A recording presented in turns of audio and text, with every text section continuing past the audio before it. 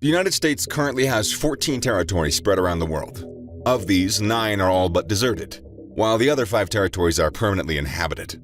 These 5 are American Samoa, Guam, Northern Mariana Islands, Puerto Rico, and the U.S. Virgin Islands. With the exception of the American Samoa, people born in the U.S. territories are regarded as U.S. citizens.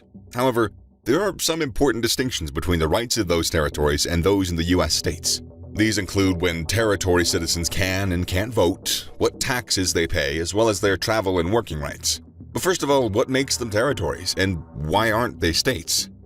A territory is basically a piece of land that is owned by the United States. Under the American Constitution, a territory doesn't have the same rights or powers as a state and exists as a possession of the U.S. To date, 32 territories have become states. The original concept of a United States territory was based on the assumption that the region in question would one day qualify to be a state. This meant that it would eventually acquire a sufficient population, it could show the ability to govern accordingly, and that it had the support of the majority of the citizens. Territories were sometimes seized from victory in war against countries such as France, Britain, Spain, and Mexico. Other territories were simply acquired as the great expansion to the west swallowed up more and more land. More even were simply bought, as in the case of the Louisiana Purchase in 1803. The U.S., we purchased a massive chunk of land from France that would go on to be split up into 15 states.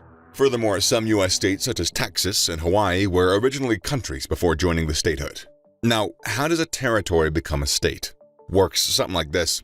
First of all, the territory should have a referendum to see if its people actually want statehood. If, as in the case of Puerto Rico, the majority of voters want statehood, the territory should next petition the U.S. Congress for statehood. At the same time, the territory should have a form of government and a constitution that are in compliance with the U.S. Constitution, a crucial prerequisite. The next step is for the U.S. Congress, both House and Senate, to agree to accept the territory with a majority vote. Finally, the President of the United States signs the joint resolution, and the territory is then confirmed as a U.S. state. It's not a difficult task to convince the public to vote in favor because the significant advantages that come with statehood. In a recent poll, 97% of Puerto Ricans interviewed wanted to become a state. However, getting the majority vote in Congress is a little more problematic. It means getting the thumbs up from both the House of Representatives and the Senate, which traditionally Republicans, in particular, have been opposed to allowing territories to join the U.S. Much of this is based on a reluctance to create any new states that would likely be aligned with the Democrats. Historically, there also has been an unwillingness amongst voting members to allow what is perceived as island or underdeveloped territories into the United States. So why then do some territories want to become a state? Well, first of all, U.S. territory citizens can't vote in general elections. General elections are those that decide presidency. While territory citizens can vote in primary elections, which determine the various party leaders, voting for the president is still a right that eludes them. The structure and the role of government in American territories are closely modeled on the U.S. system. However, the territories themselves are not represented in the U.S. Congress. Congress is the American body responsible for passing new laws and legislation. It's made up of members from the House of Representatives and the Senate. Territories have each allocated 1 seat in the House. However, this is a non-voting role. They can have their say, but they're without any real influence. Washington, D.C. is in a similar position. While this area is a district and not a territory, D.C. citizens are also unrepresented in Congress. It leads to a common grievance amongst American territories: taxation without representation. Territory citizens pay many federal taxes with the exception of income tax, and many serve in the U.S. military. To exist without being a sovereign nation or even a state isn't acceptable for many people in U.S. territories. The feeling is that they're being treated as second-class citizens despite contributing to taxation and serving in the armed forces. And very much unfortunately, things don't seem very likely to change. The last time territories were granted statehood was more than 60 years ago. Hawaii and Alaska were both admitted into the U.S. way back in 1959, and since then Puerto Rico has been the only territory that appears to have any chance of becoming a state. With almost 4 million people, the territory would have the 29th largest population if it were to become a state. In 2022, things took a pretty interesting turn for Puerto Rico's push for statehood. The outgoing House of Representatives approved a bill for Puerto Rico to hold a referendum regarding its future. The 2023 November referendum will ask Puerto Ricans if they want to apply to become the 51st state or instead be granted independence. This poses a pretty big question for the territory. Which is ultimately better for their future? Becoming a state will mean greater funding and representation in Congress, The citizens will have to start paying income tax, but the pain of that may be alleviated by more investment and job education opportunities.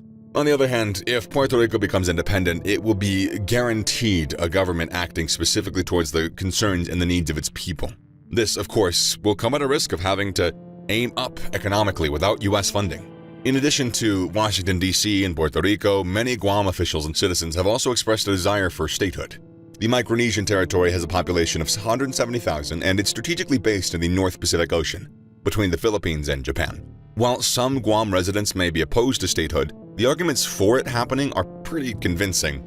Naturally, people will have to start paying more taxes in the form of income tax. However, the benefits Guam would receive are hard to ignore. Increased federal funding in the form of revenue-sharing programs, grants, and entitlements would all bring significant advantages to Guam. Improved hospitals, educational centers, infrastructure would all be possible with federally funded revenue. The Northern Mariana Islands have also expressed a desire to become a state. For decades, the idea of integrating with Guam has been tossed around, with some officials thinking that it might strengthen the statehood bid for both territories. American Samoa is the only U.S. territory that hasn't made some kind of a push to become a state. In fact, the majority of American Samoans are opposed to being granted American citizenship. People born in American Samoa are given an American national status, but not citizenship. Many residents are concerned that if they become U.S. citizens, they may eventually lose hold of their traditional political system and their land rights. They worry that federal judges may rule that the American Samoan political and land rights systems are unconstitutional and force them to restructure their traditional forms of governance. At this stage, Puerto Rico is the closest territory to being granted statehood. And that's if Puerto Ricans vote for statehood over independence. And if they do, Puerto Rico's biggest hurdle seems to be convincing Congress that their fiscal house is in order. Heavy debts and an inability to pay back loans have some senators and House representatives doubtful about Puerto Rico's ability to function as a state. But it seems that the real problem will be to sway Republicans in both the House and the Senate. In 2022, the House of Representatives voted 233 to 191 in favor of Puerto Rico staging a referendum to decide if its citizens want to try for statehood or independence. All of the Democrats voted in favor, but only 16 Republicans were for the motion. This means that Puerto Rico would struggle to gain enough votes in the Senate if it was applying for statehood.